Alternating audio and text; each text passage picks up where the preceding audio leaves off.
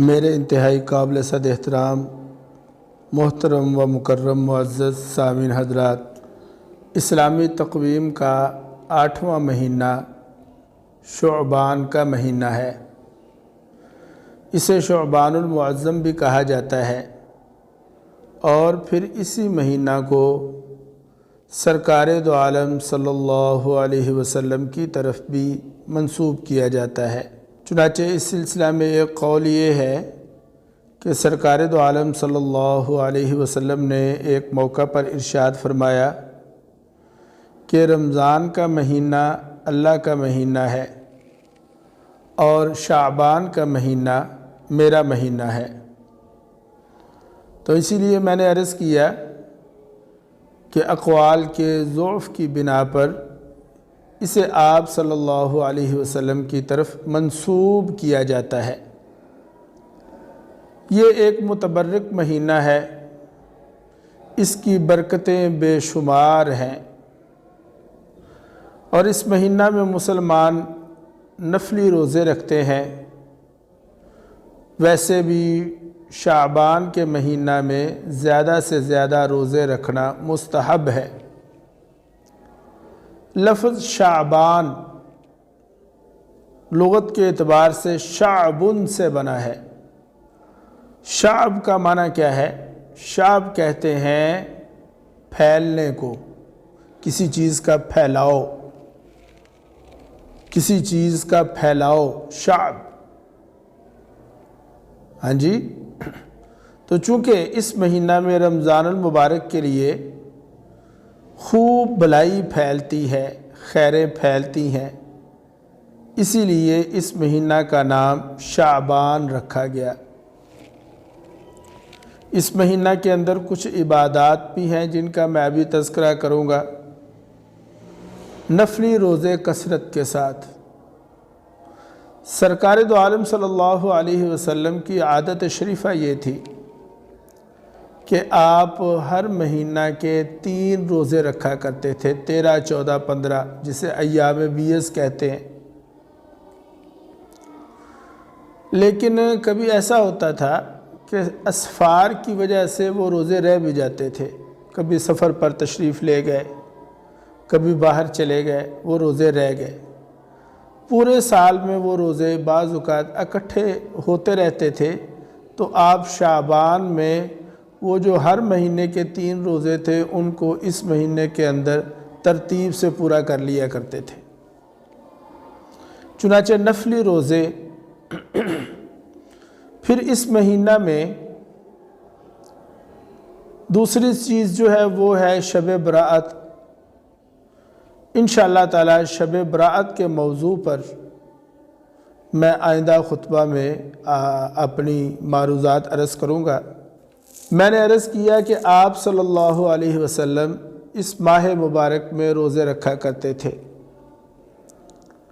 آپ کی طرف روزوں کی جو نسبت ہے وہ 2 طرح کی آتی ہے روایات میں۔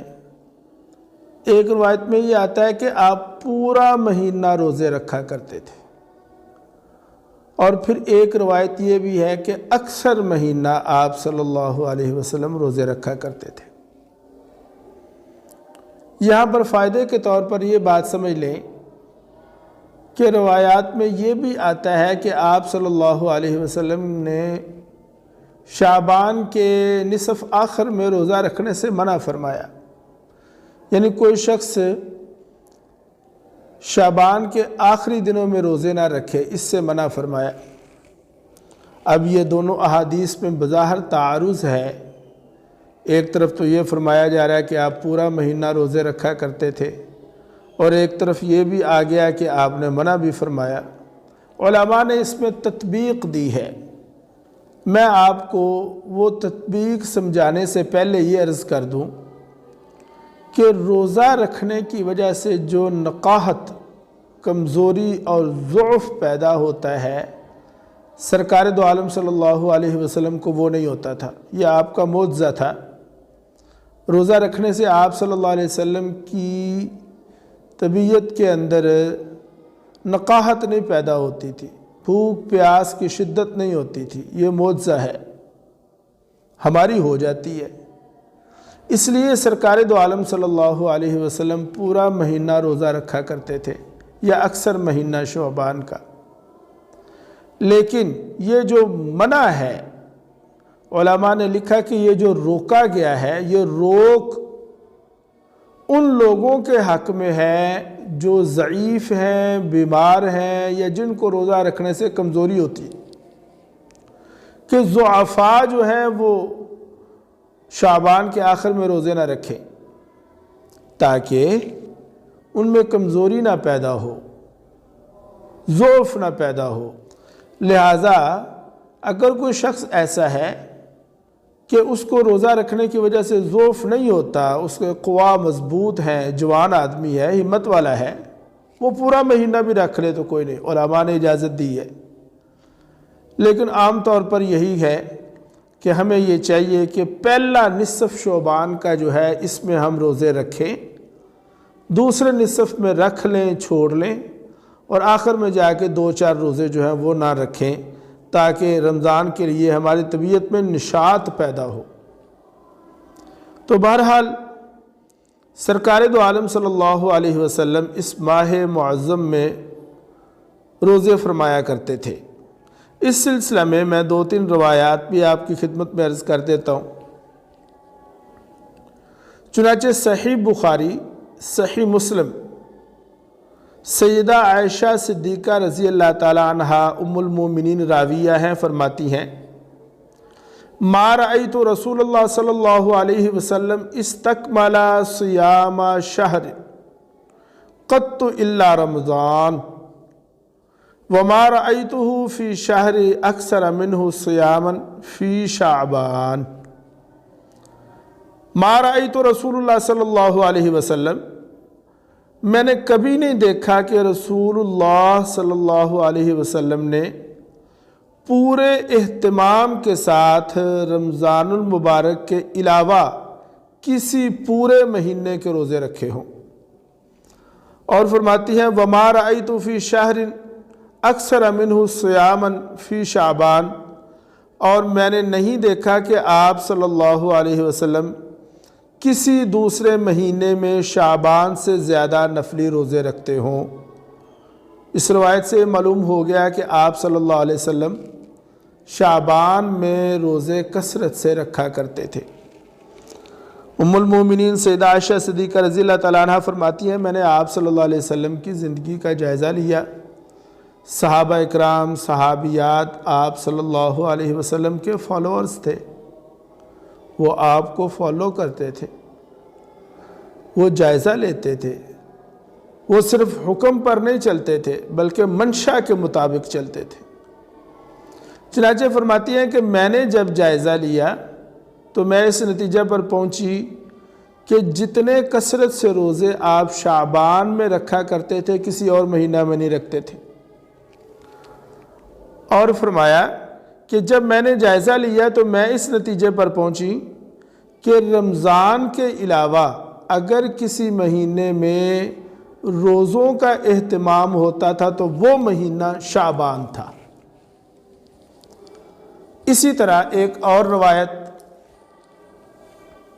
جس کو علماء نے کنز العمال میں ذکر کیا، فرمایا کان احب الشہور الی رسول اللہ صلی اللہ علیہ وسلم، آپ صلی اللہ علیہ وسلم کو تمام مہینوں سے زیادہ یہ بات پسند تھی کہ ان یصومہ شعبان، کہ وہ شعبان کے روزے رکھتے، اور ثم یصلہ برمضان، اور پھر رکھتے رکھتے رمضان سے ملا دیتے، یعنی شعبان کے روزے رکھنا شروع کرتے اور پھر رکھتے رکھتے ہی ان کو رمضان سے ملا دیتے۔ یہ آپ صلی اللہ علیہ وسلم کو انتہائی محبوب تھا دیگر مہینوں کی بنسبت۔ اسی طرح حضرت ام سلمہ رضی اللہ تعالیٰ عنہ فرماتی ہیں کہ میں نے رسول اللہ صلی اللہ علیہ وسلم کو شعبان اور رمضان کے سوا لگاتار 2 مہینے روزے رکھتے ہوئے کبھی نہیں دیکھا۔ یہ ترمذی شریف کی روایت ہے۔ یعنی رمضان کے روزے تو فرض ہو گئے، رمضان کے علاوہ شعبان میں آپ بہت کم ناغہ فرمایا کرتے تھے، بہت کم ایسا ہوتا کہ آپ شعبان کے روزے چھوڑتے۔ میں نے اس کی آپ کو وجہ بھی بتا دی کہ پورے سال کے روزے بھی اکٹھے ہوتے رہتے تھے بعض اوقات۔ چنانچہ میرے عزیز و دوستو، معارف الحدیث ایک کتاب ہے، اس میں لکھا ہے کہ شعبان کے ان روزوں کو رمضان کے روزوں سے وہی نسبت ہے جو فرض نمازوں سے پہلے پڑھے جانے والے نوافل کو فرضوں سے ہوتی ہے۔ یہ مثال سے ایک بات سمجھا دی گئی ہے۔ دیکھیں، ہم فرض پڑھتے ہیں، فرض نماز پڑھتے ہیں، فرضوں سے پہلے ہم کچھ سنن ادا کرتے ہیں، نوافل پڑھتے ہیں۔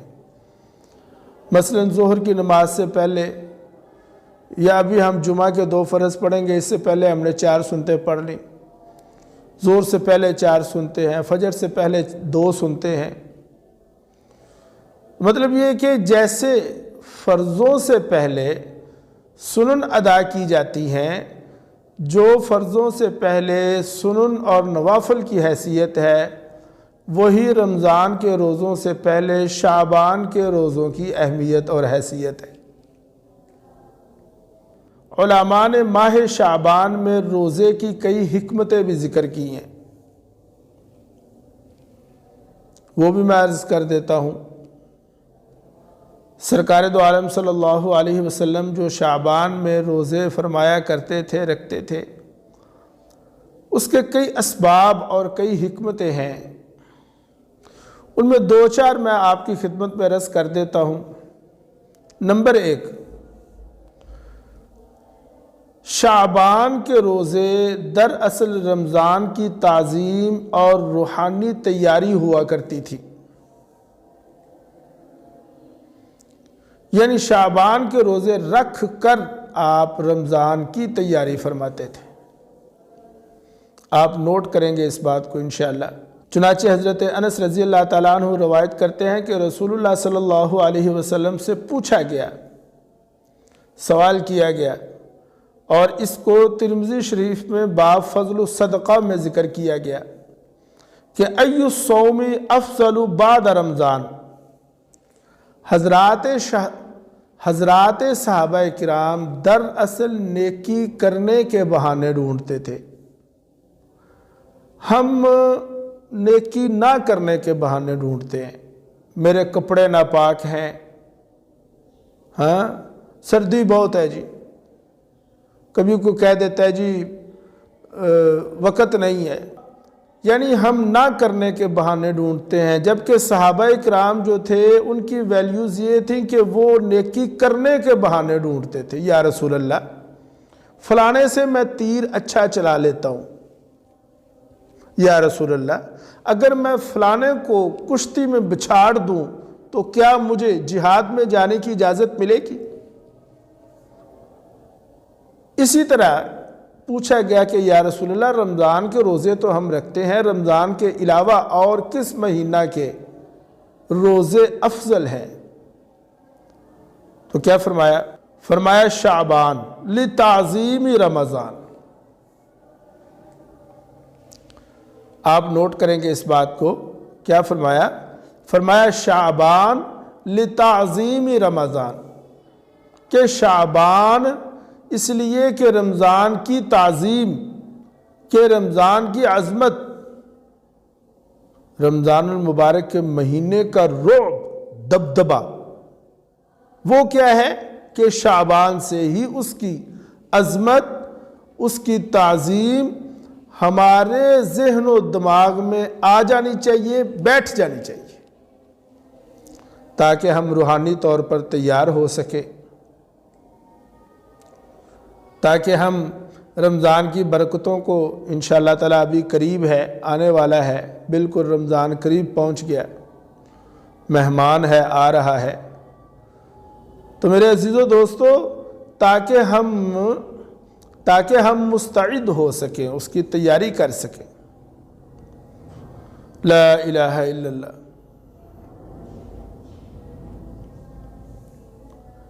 پھر ایک روایت میں یہ بھی آتا ہے کہ اللہ تعالیٰ کی طرف اعمال اٹھائے جاتے ہیں، چنانچہ یہ شعب الایمان فتح الباری کے حوالہ سے روایت ہے۔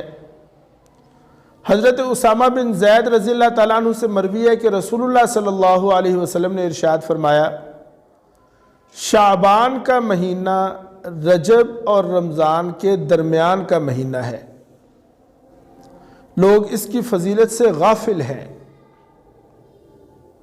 سرکار فرما رہے ہیں کہ یہ شعبان ایک ایسا مہینہ ہے، اس کے ایک طرف رجب ہے جو اشہر حرم میں ہے، یعنی رجب ان 4 مہینوں میں سے ہے جو حرمت والے مہینے ہیں، اور دوسری طرف اس کے رمضان ہے۔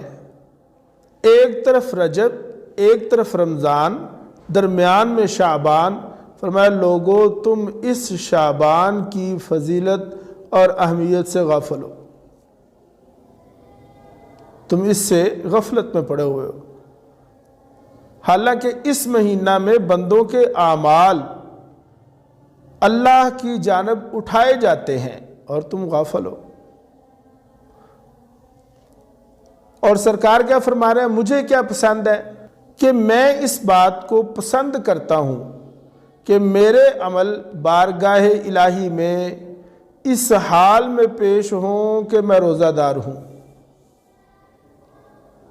لا الہ الا اللہ، اور ہم غفلت میں پڑے ہوئے ہیں۔ سرکار فرما رہے ہیں، جھنجھوڑ رہے ہیں کہ لوگوں شعبان کا مہینہ ہے، اللہ کی جناب میں تمہارے اعمال پیش ہوں گے، اس میں تم غفلت نہ کرنا۔ لیکن کب وقت آئے گا ہم پر کہ ہم غفلت چھوڑیں گے؟ اللہ پاک ہمیں توفیق عطا فرمائے، اللہ پاک ہمیں غفلت سے باہر نکلنے کی توفیق عطا فرمائے۔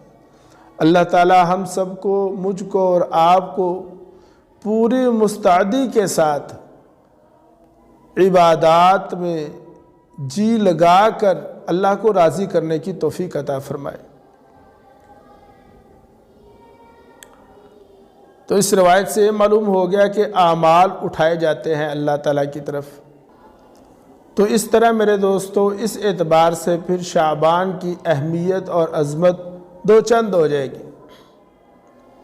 ایک تو آپ نے فرما دیا کہ شعبان لتعظیم رمضان، کہ شعبان رمضان کی تعظیم کے لیے ہے، اور دوسری طرف آپ نے یہ بھی فرما دیا کہ شعبان رجب اور رمضان کے درمیان میں وسط میں آتا ہے، تم اس میں غافل ہو۔ تو عزیزو دوستو یہ چند ایک حکمتیں تھیں اس مہینہ کے اندر روزے رکھنے کی جو میں نے آپ حضرات کے سامنے عرض کر دی۔ واقعہ یہ ہے کہ ہم اس معاملہ میں بڑی غفلت سے کام لیتے ہیں۔ یہ شعبان کا مہینہ رمضان کی تیاری کا مہینہ ہے، چنانچہ رمضان کی تیاری کے سلسلے میں آپ حضرات کے سامنے 3 باتیں عرض کروں گا۔ نمبر 1 کہ ابھی سے روزے رکھنے شروع کر دیں تاکہ رمضان کے روزوں کی عادت پڑ جائے، ہمارا مزاج بنے، ہماری طبیعت بنے، تاکہ رمضان المبارک میں اگر مسلسل بھوکا پیاسا رہنا پڑے تو ہم پر کچھ زیادہ بوجھ نہ بنے، ہماری طبیعت میں نقاہت نہ پیدا ہو، ضعف نہ آئے۔ کوئی نہیں، تھوڑا بہت ضعف آ بھی گیا تو خیر ہے، لیکن شدت ضعف نہ ہو۔ اس کے لیے پہلا کام تو یہ کرنا ہے کہ شعبان کا جو نصف اول ہے اس میں روزے رکھے جائیں۔ یہ آج 3 شعبان ہو گئی، کیوں جی 3 ہو گئی؟ ہاں، تو ابھی ہم روزے رکھ سکتے ہیں 15 شعبان تک، خوب ڈٹ کے روزے رکھیں انشاءاللہ۔ اللہ مجھے بھی توفیق دے، آپ کو بھی توفیق دے۔ پھر اس کے بعد بھی جو مضبوط ہے وہ اس کے بعد بھی رکھے، لیکن جب رمضان کے قریب پہنچ جائیں تو اس وقت 2-4 روزے اس سے پہلے ہم نہ رکھیں۔ تو ایک کام تو یہ ہے کہ روزہ رکھنا۔ نمبر 2، رمضان المبارک میں ہمارا دل چاہ رہا ہوتا ہے کہ ہم بڑھ چڑھ کر قرآن پاک کو سنیں سنائیں، اس کی تلاوت کریں۔ تراویح میں قرآن سنا جاتا ہے، سنایا جاتا ہے، اس طرح ہمارا خود بھی دل کر رہا ہوتا ہے کہ ہم 2-4 پارے روزانہ تلاوت کریں، لیکن ہم نہیں کر پاتے اپنی طبیعت کی وجہ سے۔ ظاہر ہے بھائی، ایک آدمی جو ہے وہ رمضان میں 3-4 پارے اگر اکٹھے پڑھنا شروع کر دے گا تو اس کا گلا خراب ہو جائے گا، انفیکشن ہو جائے گا، بیٹھنے کی وجہ سے یہ گھٹنے بینڈ رہتے ہیں، گھٹنوں کا درد شروع ہو جائے گا۔ تو اس کے لیے کیا کریں ہم؟ اس کے لیے یہ کریں کہ ہم جناب ابھی سے روزانہ کے اعتبار سے آدھا پارا، پون پارا، نصف پارا ابھی سے تلاوت شروع کر دیں، تاکہ رمضان میں ہماری عادت بن چکی ہو۔ اسی طرح چونکہ تراویح میں لمبی قرات ہوتی ہے، تھک جاتے ہیں۔ حافظ صاحب نے ماشاءاللہ قرآن پاک اپنا پورا کرنا ہوتا ہے، اس نے اپنی منزل پوری کرنی ہوتی ہے، پھر ہم تھک جاتے ہیں۔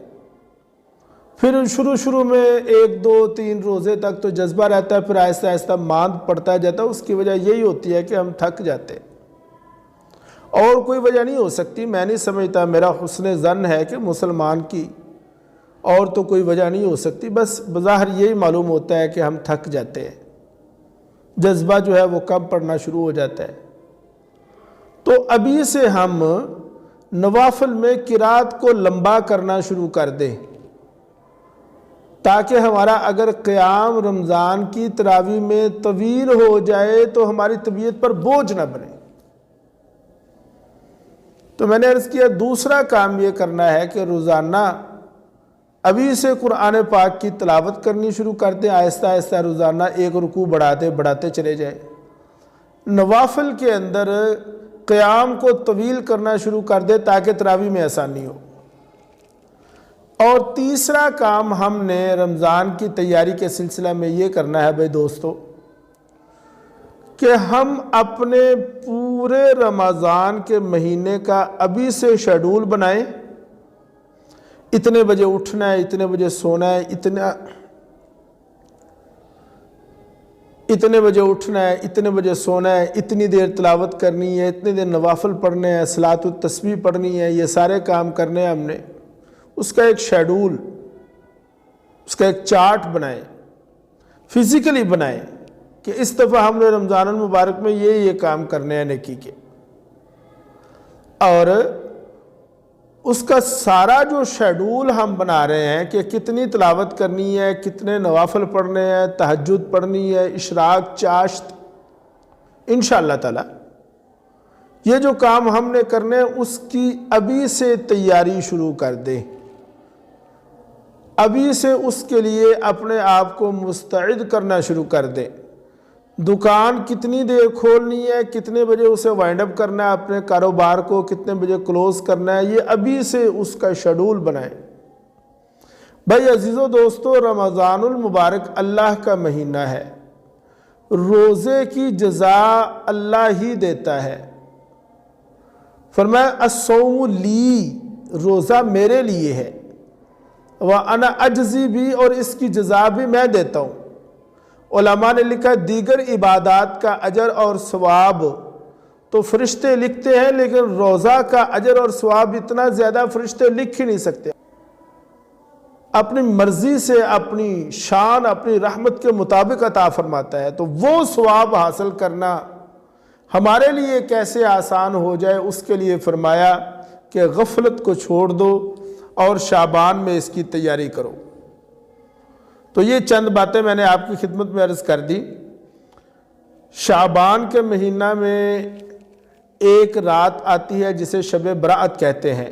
شب برأت کے کیا مسائل ہیں، کیا فضائل ہیں، کیا اس کی اہمیت ہے، کیا اس کی حیثیت ہے، انشاءاللہ تعالی آئندہ خطبہ میں عرض کروں گا۔ اللہ پاک عمل کی توفیق عطا فرمائے۔